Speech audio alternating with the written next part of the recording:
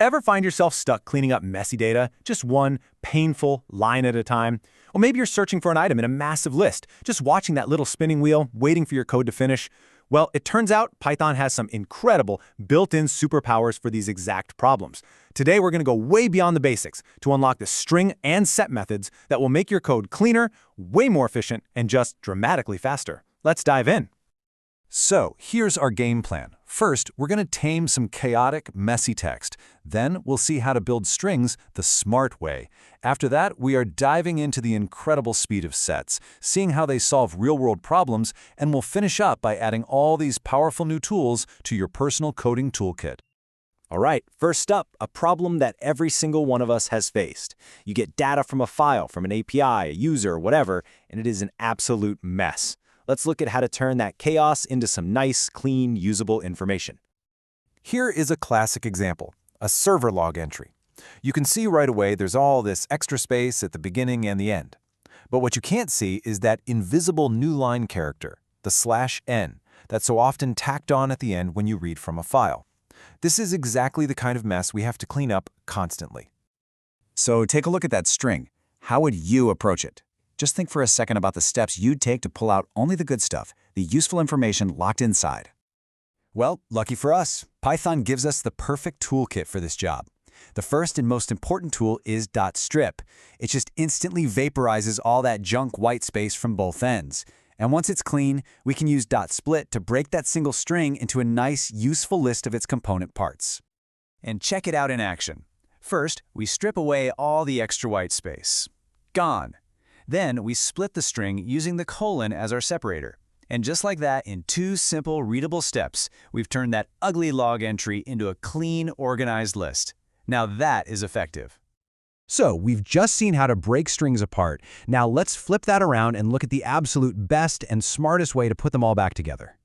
Everybody, meet the join method. Now, I know the syntax might look a little weird at first. You actually call the method on the separator itself, the character you want to put between the elements. Then you give it the list of strings you want to combine. I know, it feels backwards, but trust me, this is the gold standard for building strings in Python for a reason.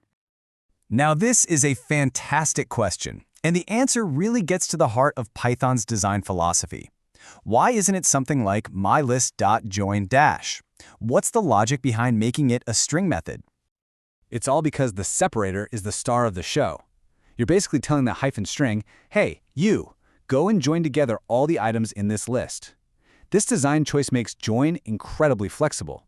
Since it's a string method, it doesn't care if you give it a list, a tuple, or even a set. It can operate on any iterable. It's universally useful. Let's put this into practice by chaining a few methods together, creating a little assembly line for our text. Say we want to make a clean URL slug from a messy blog title. We can do it all in one go. First, use .rsp to chop off any trailing punctuation. Then, .lower to make everything lowercase. And finally, .replace to swap all the spaces for hyphens. So clean, so elegant. Okay, pop quiz time. On the screen, we've got a string with a bunch of extra dots and hyphens. We're chaining .strip and .split together. Take a second, look at the options. What do you think the final result is going to be? And the correct answer is A, a list with pi, t, and n. So here's the trick. .strip is way more powerful than you might think. You can give it a string of characters, and it will remove any combination of those characters from both ends. So .strip of .minus gets rid of all the dots and hyphens, leaving us with just Python. From there, .splito is easy. It just breaks the string at the O, giving us our final list. All right, let's switch gears from strings to collections. We're about to talk about one of Python's most powerful and honestly most underutilized data structures, the set. Seriously, you should think of these as your own personal, high-speed, in-memory database. And the performance difference here is just staggering. I mean, to find something in a list, Python has to check every single item, one by one. We call that O of n complexity, and it gets really slow as your list gets bigger. But a set uses something called a hash table. It basically calculates a unique address for the item and jumps directly there. That's O of 1, or constant time. It is blazingly fast, and it doesn't matter if you have 10 items or 10 million. Okay, here's a quick question that trips up a surprising number of people, even developers who've been around for a while. If you want to create a totally empty set, what's the correct syntax? The only way to create an empty set is by using the set constructor. And you have to be careful, because if you use empty curly braces, Python will think you want an empty dictionary. That is a classic gotcha that is definitely worth remembering. So now that we know what sets are and why they are so ridiculously fast, let's see where they really shine, solving common, everyday programming problems with these beautiful, rapid-fire solutions. Just as a quick refresher, here are the 4 big set operations. You've got union, which combines everything from both sets, intersection, which finds only what they have in common, difference, which gives you what's in one set but not the other, and symmetric difference, which finds elements that are in one or the other but not in both. This is where it gets fun. Want to find customers who shop both online and in your store? That's a simple intersection. Need to figure out which items from a shipment are missing? That's a difference. Want a single, unique list of all your followers across Instagram and Twitter? That's a union. And hey, what's the absolute fastest way to remove duplicates from a list? You just convert it to a set and back to a list again. It's simple, it's elegant, and it is fast. Okay, final quiz for you, and this one is all about performance. Take a close look at this loop. It's using a set for that fast membership test, which is great, but there is a hidden performance trap in there. Can you spot it?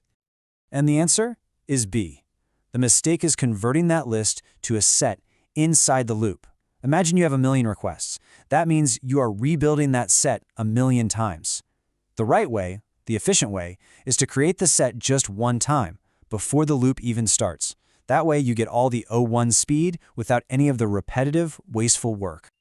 So let's bring this all home and officially add these tools to your permanent coding toolkit.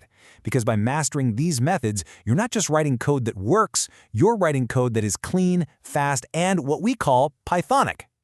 So let's recap. For handling text, make .strip, .split, and .join your best friends.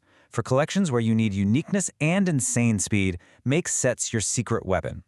Using set operations can turn complex problems into a single, readable line of code. At the end of the day, it's all about knowing the right tool for the right job. And I want to leave you with this quote from the great B.B. King, because it applies so perfectly to what we do. The skills and the mental models that you've picked up today, those are now part of your permanent toolkit. So, as you go back to your own projects, here's my challenge to you. Think about where else in your code you might be using a list when a set would be faster, or where you're writing complicated loops when a simple set operation could do the job. Applying this kind of data structure thinking is what really separates the good programmers from the great ones. Thanks for joining me.